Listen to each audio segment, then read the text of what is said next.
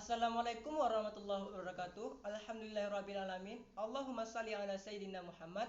Yang saya hormati Ibu Khadijah Rizky Lestari SHMH selaku dosen mata kuliah Hukum Pajak. Sebelumnya, saya ingin memperkenalkan diri. Nama saya Muhammad Ahlul Zikri. Nomor induk mahasiswa 1903 10 10 10 282. Baik, saya akan menjelaskan hasil resume saya tentang jenis-jenis pajak, tarif pajak, saat timbulnya hutang pajak, penagihan hutang pajak. Jenis-jenis pajak menurut golongannya.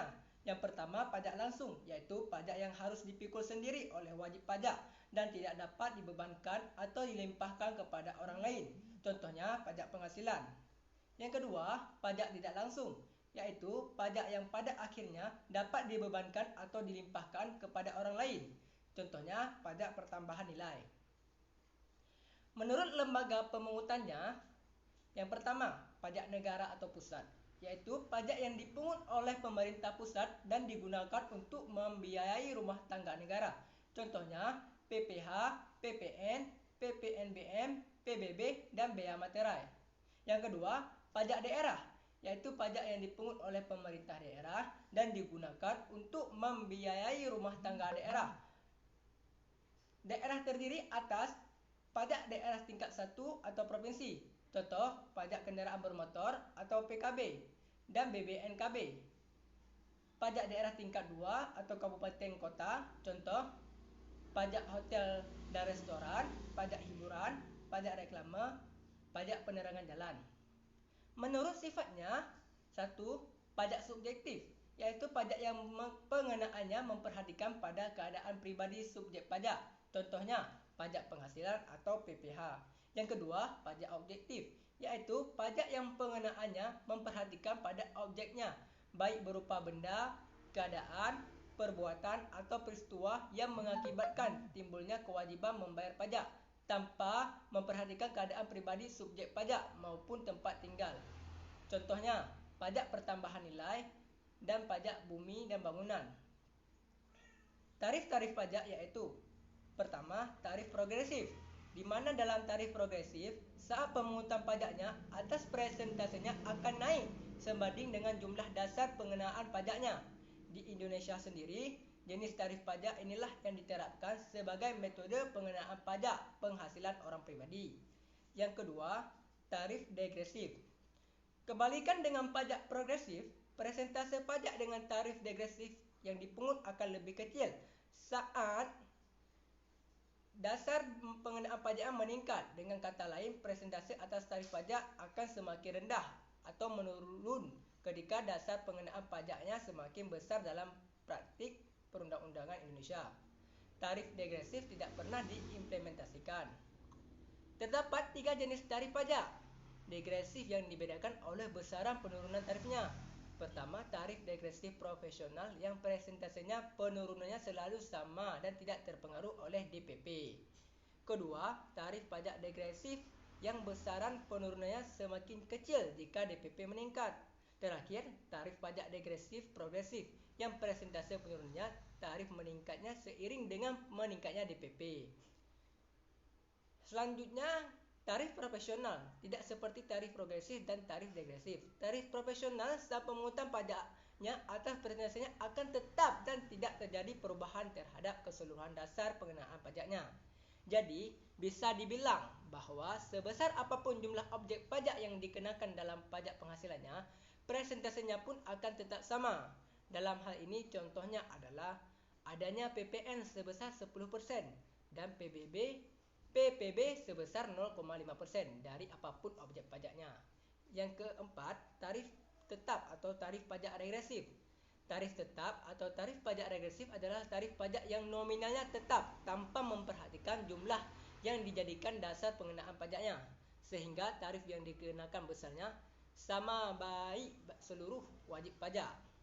Tarif tetap ini juga diartikan sebagai tarif yang akan selalu sama dan sesuai dengan peraturan yang diberlakukan oleh pemerintah, seperti contoh bea materai dengan nilai yang sudah ditentukan oleh pemerintahan.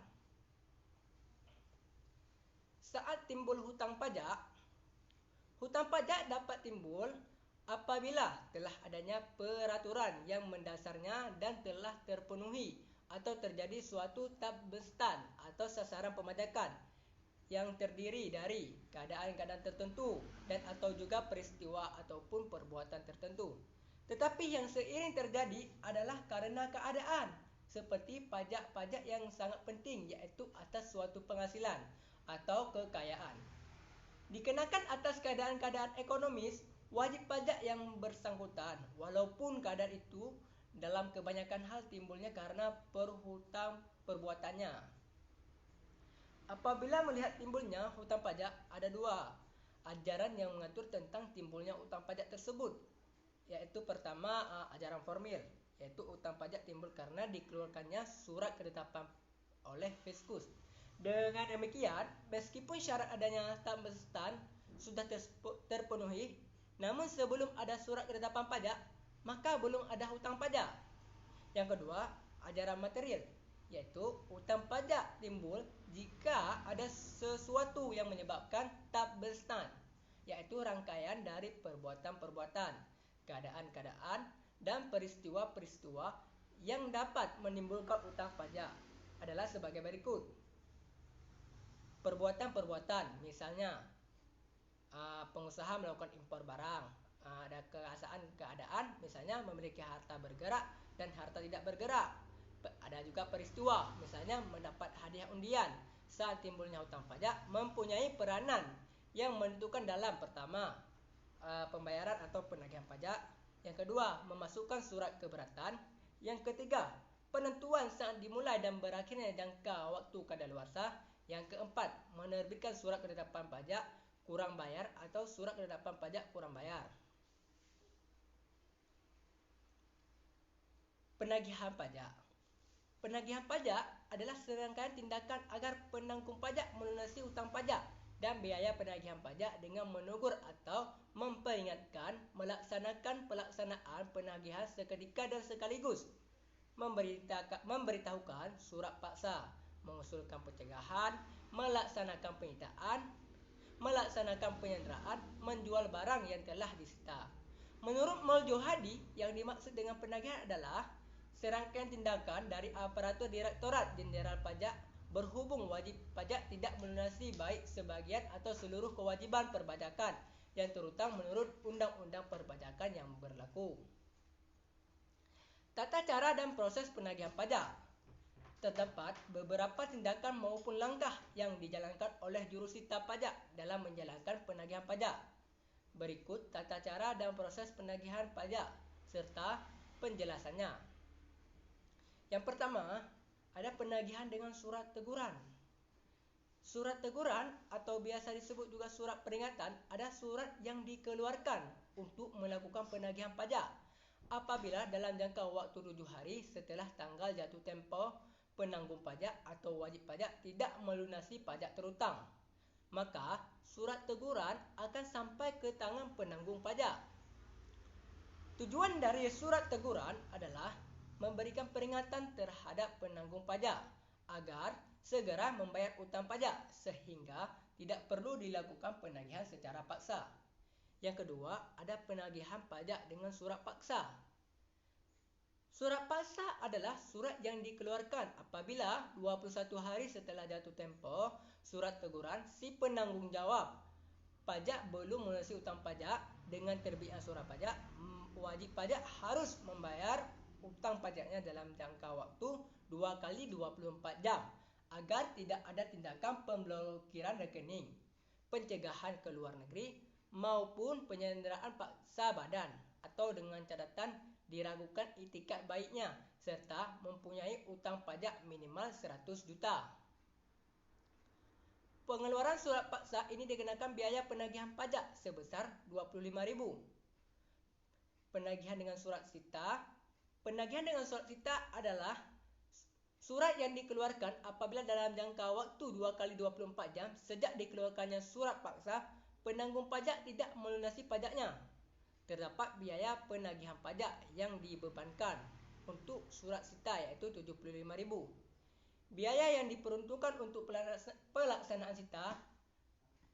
Penyitaan bukan semata-mata bertujuan untuk memperdagangkan barang milik penanggung pajak, melainkan memanfaatkan barang-barang tersebut sebagai jaminan penanggung pajak membayar pajak terhutangnya. Dengan demikian, penanggung pajak masih berkesempatan untuk membayar hutang pajaknya dalam waktu 14 hari sejak terhitung dari penyitaan harta penanggung pajak. Apabila dalam 14 hari penanggung pajak belum melunasi hutang pajaknya, maka akan dikeluarkan pengumuman lelang. Penyitaan dilakukan oleh jurusita pajak yang disaksikan oleh 2 orang yang dianggap sudah dewasa sebagai saksi. Berkewarganegaraan Indonesia dikenal jurusita pajak serta dapat dipercaya.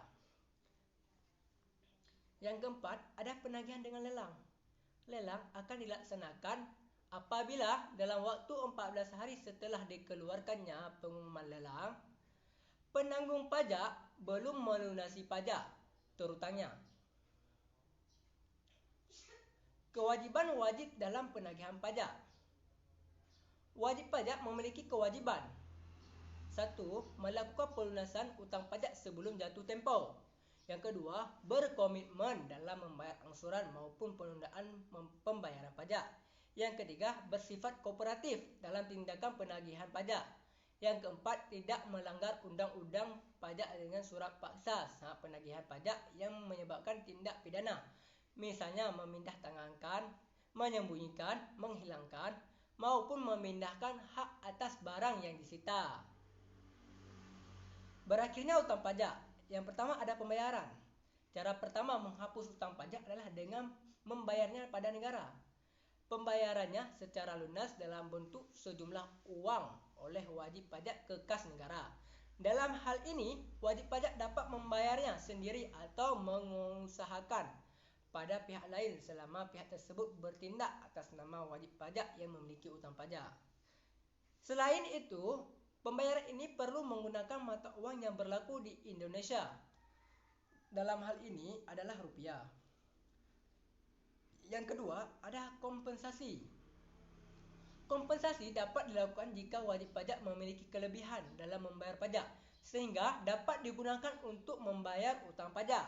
Kelebihan membayar pajak sendiri dapat terjadi karena berbagai hal, seperti perubahan undang-undang pajak, kekeliruan pembayaran, adanya pemberi pengurangan, dan sebagainya.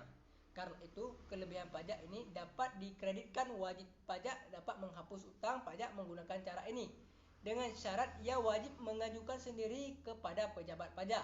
Selain itu, wajib pajak tidak bisa mengkompensasikan hutang pajak dengan hutang biasa karena berbeda konteks. Yang ketiga, ada kadaluarsa. Kadaluarsa di sini adalah kadaluarsa penagihan. Melansir dari DJP, hak untuk menagih pajak kadaluarsa setelah melampaui waktu 5 tahun terhitung sejak tanggal terhutang pajak atau berakhirnya masa pajak. Bagian tahun pajak atau tahun pajak yang bersangkutan, kadaluarsa penagihan pajak dapat dicegah dengan melakukan penagihan teguran dan pengakhiran dengan mengajukan permohonan keberatan atau penangguhan. Selain itu, ada 2 macam kadaluarsa dalam hal hutang pajak. Pertama adalah kadaluarsa lemah atau penagihannya kadaluarsa. Dan kedua adalah kadaluarsa kuat atau hutangnya kadaluarsa. Yang keempat, ada pembebasan alternatif. Pembebasan alternatif lain untuk menghapus hutang pajak adalah dengan cara pembebasan. Namun, pembebasan di sini adalah umumnya bukan berarti menghilang pokok hutang pajak, menyediakan sanksi administratif terkait hutang pajak. Tetapi, hutang pajak dapat berakhir dengan pembebasan karena cara ini merupakan sarana hukum pajak untuk melepaskan tanggung jawab wajib pajak berupa membayar pajak.